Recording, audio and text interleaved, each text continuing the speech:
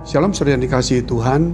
Kerap kali kita ini selalu diperhadapkan, yaitu bahwa kita sudah percaya Tuhan, sehingga akhirnya kita bergereja. Dan suatu hari kita pun kalau kita ada sakit atau kita dipanggil Tuhan, bahwa kita sudah mati di dalam Tuhan. Dan kita sudah merasa iman kita sudah menyelamatkan kita. Tetapi kita lupa bahwa selama kita hidup adalah satu kesempatan, yaitu kita hidup untuk Tuhan.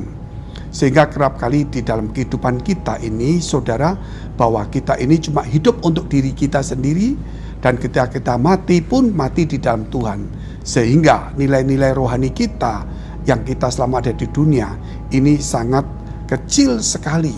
Sebenarnya itu bisa kita upgrade menjadi besar, sehingga itu bermanfaat dan menyenangkan hati Tuhan. Mari kita tunduk kepala, kita berdoa terlebih dahulu.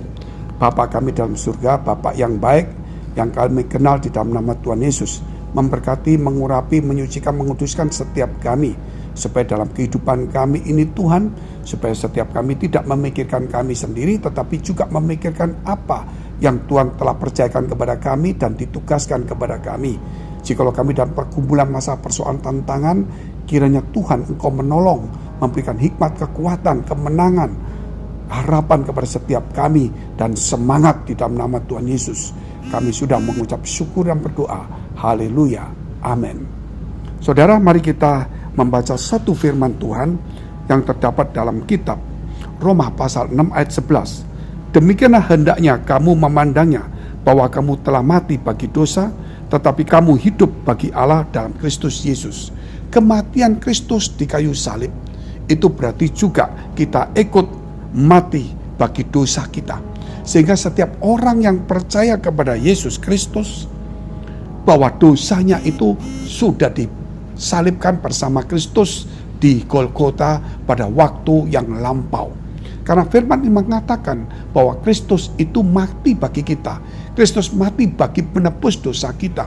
Sehingga waktu Kristus mati, bahwa kita sudah mati di dalam dosa. Bukan mati dalam harapan, tapi mati di dalam dosa. Hidup di dalam harapan.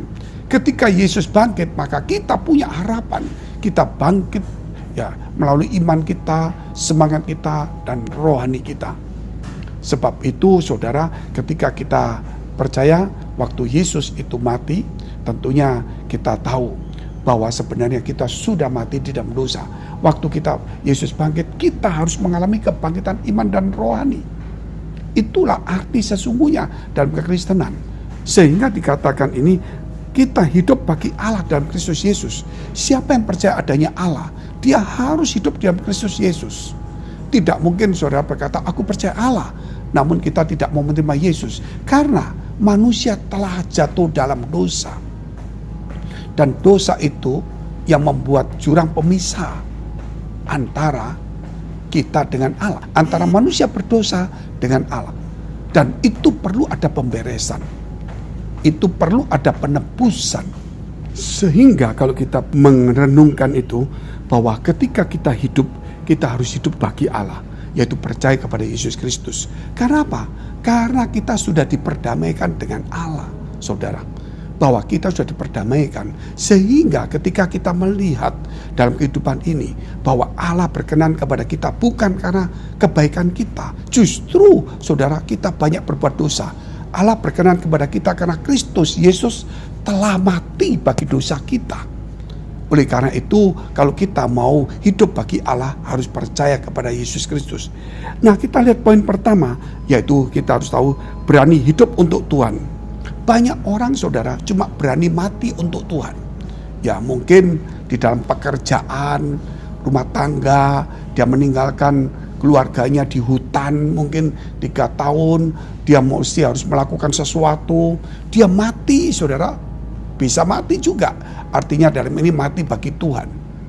Ya, dia akan melakukan sesuatu, mungkin juga saudara membela sesuatu, atau juga ketika dia ada sesuatu dia membela orang Kristen, dia mati bagi Tuhan. Contohnya juga saudara, banyak orang mati bagi Tuhan itu lebih mudah. Artinya di sini, daripada aku repot-repot Tuhan melayani susah, ya lebih baik aku ya cepat-cepat diangkat saja.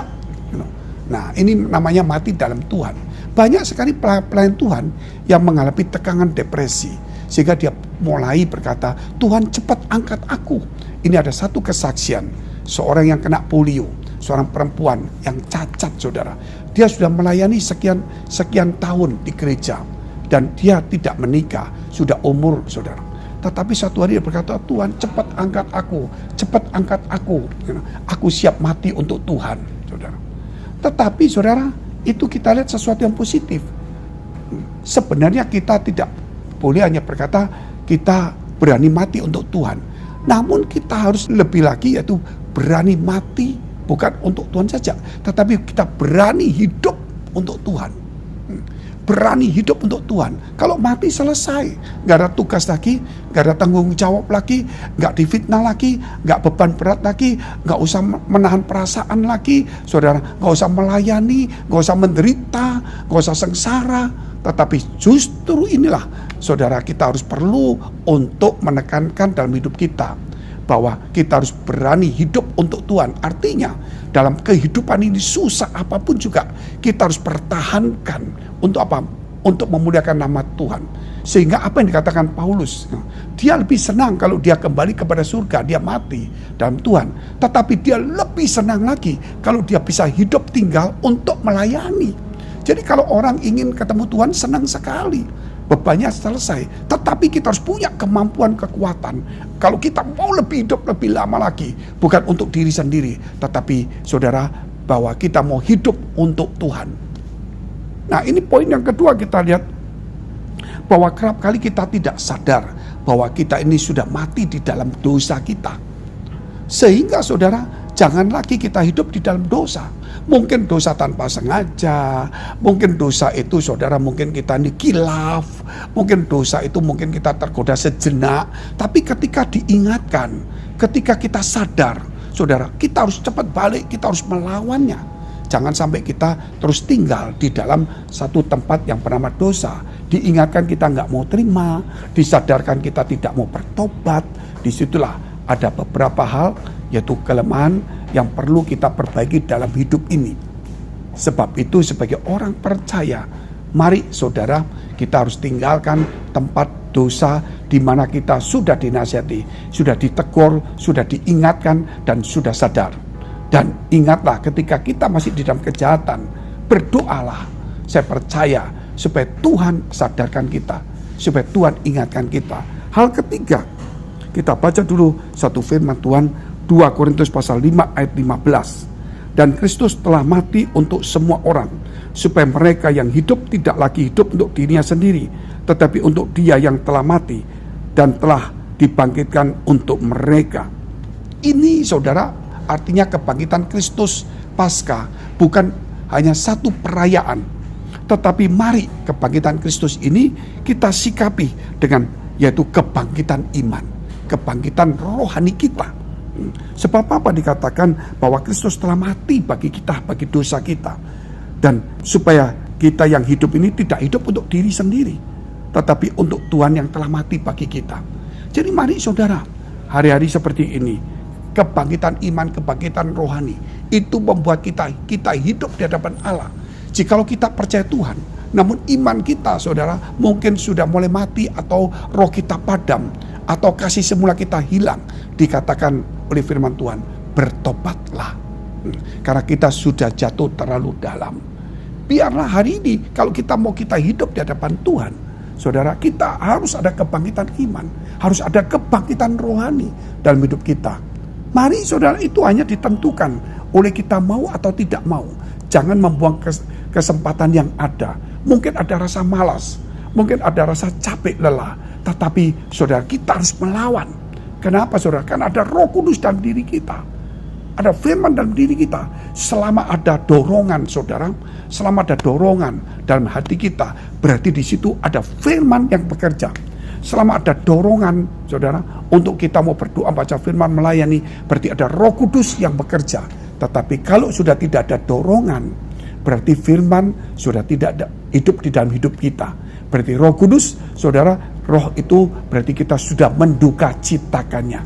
Sebab itu kalau saudara hari ini diperhadapkan dengan dorongan-dorongan itu, aku ini malas, kenapa aku didorong seperti ini, kenapa hati nuraniku mendorong aku untuk melayani orang lain, kenapa aku harus berkorban melayani gereja. Selama ada dorongan itu, mengucap syukurlah. Berarti firman itu masih hidup, Roh Kudus itu masih bekerja dalam hidup kita. Mari kita tunduk kepala, kita berdoa. Jika saudara dalam punya pergumulan masalah persoalan tantangan, baik dalam pekerjaan, rumah tangga, karir, studi, keluarga, maupun juga keuangan, ya perjodohan, atau juga yang lainnya, percayalah Tuhan akan menolong kita. Jikalau kita sakit, tumpangan tangan bagian sakit. Di dalam nama Yesus, jadilah sembuh, jadilah pulih, jadilah kuat. Biar hari ini Tuhan membuka semua tingkap-tingkap langit dan memberkati, memberikan hikmat kepada kita, sehingga doa kita terjawab. Firman Tuhan berkata, imanmu telah menyelamatkan engkau, imanmu telah menyembuhkan engkau, demi nama Yesus. Haleluya.